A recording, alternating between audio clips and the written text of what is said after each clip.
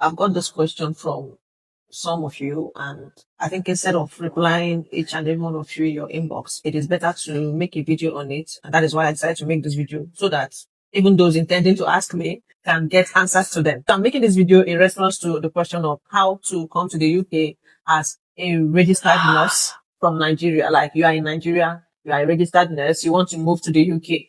This is my response to this question. First step is that you must be a qualified nurse in Nigeria.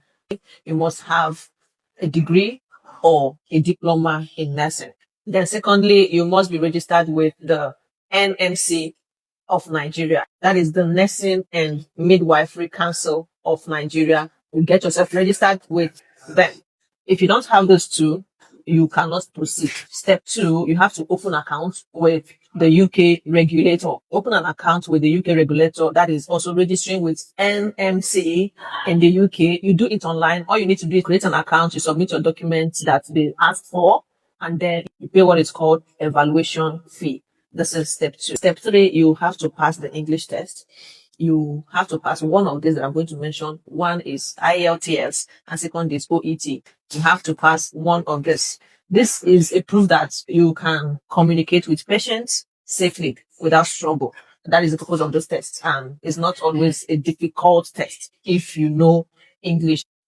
At least you know the basics of English, so it's not something that should scare you. Now, step 4, you have to pass the CB test. This is actually the first UK nursing exam you're going to be writing. You do this exam in Nigeria. UK organizes it. It is a UK nursing exam, but you do it in Nigeria. Why do you need to do this exam, or why do they want you to write this exam? It is to know your knowledge of nursing. You are in this field, let's test your knowledge. That is what it is all about, and it is computer-based CBT.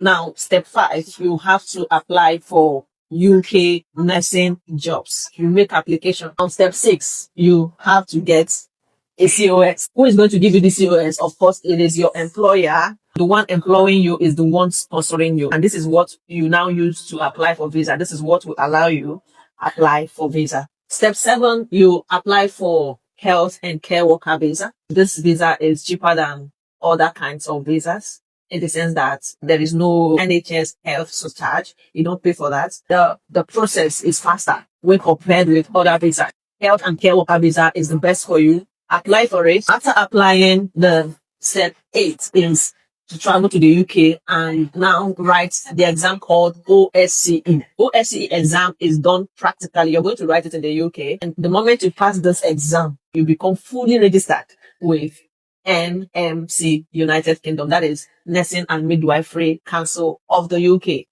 And that is the final of it all. Now, I want to give you a rough idea of the cost, so that if any agent is telling you something, telling you this or that thing, know that this is what the cost looks like, okay? So that you know what you are paying for, and you know when someone is cheating you, okay? This one now is like a pro tip, or let me call it like an addition that I'm giving to you. The English test costs about £150 to £350. It costs between £150 to £350. The CBT exam is about £83.